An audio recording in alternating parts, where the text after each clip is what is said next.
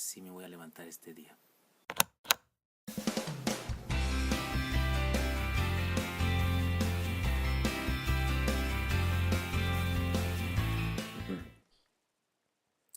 Dios les bendiga, soy el pastor Gilberto Gutiérrez de la Iglesia Bautista de México DF. Me da mucho gusto saludarlos en este lunes 13 de febrero 2017. Estudiaremos hoy el Salmo 26, la genuina adoración, le llamaremos a este devocional. Declaración de integridad, Salmo de David, dice en su título. Nos habla de la genuina adoración del cristiano, de los resultados de la adoración y de los beneficios de la gracia divina cuando adoramos. Leamos el Salmo. Le recomiendo que usted lea el Salmo todo completo si tiene oportunidad. Y luego sígame, por favor, en un estudio de verso a verso. El Salmo inicia con una declaración tremenda. Júzgame, oh Jehová, porque yo en mi integridad he andado. Esta sí que es una atrevida declaración. Si aplicamos el concepto de integridad en nuestro tiempo, sería difícil decirlo. Yo no me atrevería a decirlo. Es como si dijéramos, analízame, Señor, y verás que he sido perfecto. Sin embargo, debemos entender la declaración en el contexto cultural de David. La palabra que se traduce integridad se refiere a una condición de fe, una condición espiritual, incluso una condición teológica. Les explico. No está diciendo que nunca ha pecado o que nunca ha hecho nada malo. La prueba de ello es que en el verso 11 él dice, redímeme y ten misericordia de mí. Si reconoce su necesidad de redención, reconoce su imperfección. Y si pide misericordia, es decir, pide que Dios se concorde con su miseria, es porque reconoce su pecaminosidad.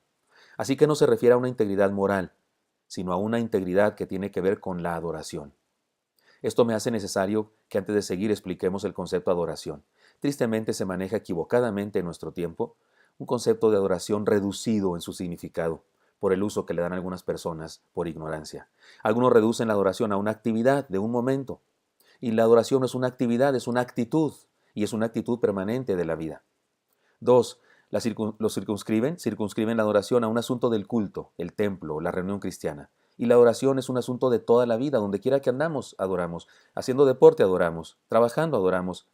Si de veras nos sometemos a Dios y su soberanía. Tres, otros lo reducen a la música. La adoración tiene que ver con más que música. Tiene que ver con todo lo que hacemos. Cuatro, algunos reducen la adoración a un asunto de una clase de música. Y de hecho algunos hablan de cantos de adoración y cantos de alabanza.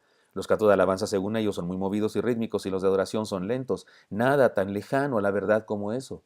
Y estas cosas contaminan el concepto verdadero de adoración y nos impiden vivirla. La adoración no es diferente a la alabanza por el ritmo ni por el estilo de música. De hecho, todo lo que hacemos en el culto, toda la clase de música que cantamos es adoración, porque es para Dios y nos sometemos a su soberanía cuando lo hacemos así. Así que la palabra adoración, déjenme decirles, significa número uno, postrarse. Y en el sentido teológico entonces significa el sometimiento de nuestra voluntad a la soberanía divina. Cuando sometemos nuestra voluntad al reinado de Dios sobre nuestra vida, lo adoramos con todo lo que hacemos. Los mudos también adoran, los mancos también adoran, porque no tiene que ver con aplaudir o con cantar, tiene que ver con vivir sometidos a la voluntad de Dios. Luego entonces, la integridad de la que habla David tiene que ver con esto. Habla de una integridad de adoración. Recordemos quién es David. Cayó en pecado de adulterio, mintió, fue hipócrita y asesinó intelectual de uno de sus mejores y fieles soldados, Urías Eteo. No podía hablar de integridad moral de ninguna manera, pero sí habló de una integridad de fe, de lealtad espiritual, de sometimiento a Dios, es decir, de genuina adoración. Los siguientes versículos nos hablan de ello, puntualicemos las enseñanzas. La genuina adoración requiere integridad de fe. He confiado asimismo en Jehová sin titubear, dice David. La enseñanza es clara.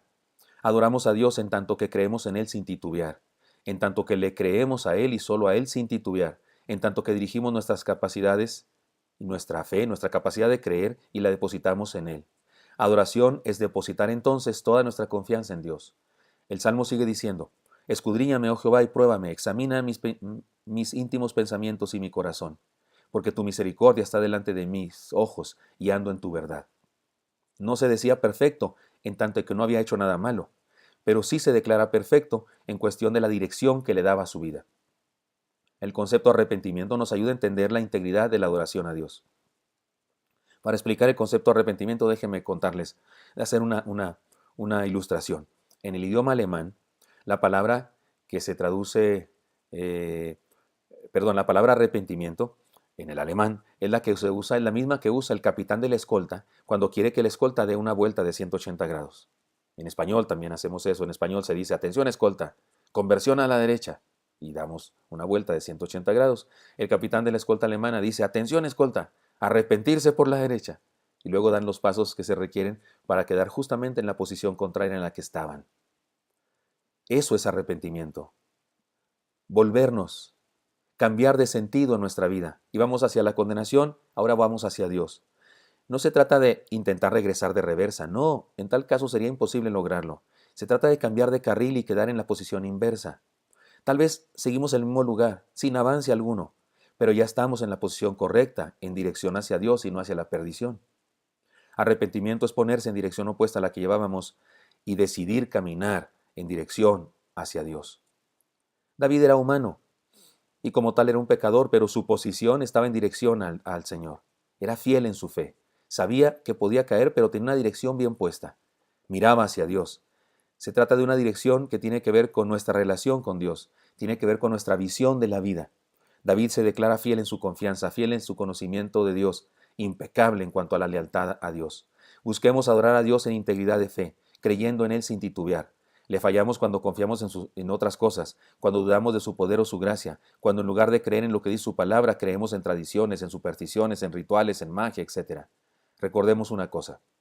El Señor siempre habló con ternura a sus discípulos, pero cuando les habló con exhortación, siempre les dijo, ¿por qué dudasteis, hombres de poca fe?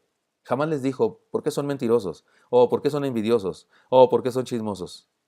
Porque sabía que eso estaba en el corazón de los humanos, pero sí les dijo, hombres de poca fe, ¿por qué dudaron? Porque Él deseaba que creyeran en Él con integridad sin titubear. Esto tiene que ver con convicciones doctrinales correctas, tiene que ver con lealtad espiritual, adorar a Dios y solo a Él, tiene que ver con ceñimiento a su palabra, tiene que ver con una sana teología. Adoremos a Dios con integridad de fe. Eso es la verdadera adoración. La verdadera adoración tiene que ver con creer en Dios como Él quiere que creamos en Él. Tiene que ver con adorarle como Él quiere que le adoremos. Insisto, la adoración es el sometimiento de nuestra voluntad a su soberanía. Es reconocer que Él manda, es reconocer que Él es Dios y nosotros somos solo seres humanos, creación suya. Así es que, queridos hermanos y amigos, adoremos a Dios con integridad. Una viejecita, uh, en una cierta iglesia era muy efusiva y cantaba, y cuando cantaba gritaba cosas, gloria a Dios y aleluya y esas cosas. Y en esa iglesia no se acostumbraba mucho a hacer eso. Y la verdad es que la gente estaba incómoda y el pastor estaba incómodo. Y mandó a los diáconos para que fueran con la viejecita, que era muy sencilla, muy humilde, por cierto. Y le dijeron, hermana, le trajimos unas cobijas, una despensa. Sabemos que va a ser mucho frío en el invierno, aquí están estas cobijas para que usted se cubra. Le dijeron, y de parte de la directiva de la iglesia le queremos decir que sería bueno que no hiciera esas expresiones de alabanza, porque perturban, porque algunas personas se molestan. Y la viejecita, aunque no le gustó la idea, tuvo que soportar aquello, porque bueno, le venía una ofrenda y unas cobijas, y era sencilla y las necesitaba. Así es que se aguantó por varios cultos de domingo. Se aguantaba y no decía nada, pero un día no aguantó más. El pastor dijo una declaración muy hermosa, y la viejecita se levantó y dijo, cobijas o sin cobijas, gloria a Dios, porque Él es todopoderoso y nos bendice y está entre nosotros. Y bueno, tuvieron que soportar sus expresiones de alabanza, de adoración, de genuino sometimiento a la voluntad de Dios, expresiones de pasión por el Dios Todopoderoso. En ocasiones, en el mundo evangélico tenemos tradiciones y unos que se aplauden y otros que si no aplauden. Adorar a Dios es reconocer quién es Él para nosotros. Y más allá de estilos de música, más allá de rituales, adorar es asunto de la actitud de nuestro corazón.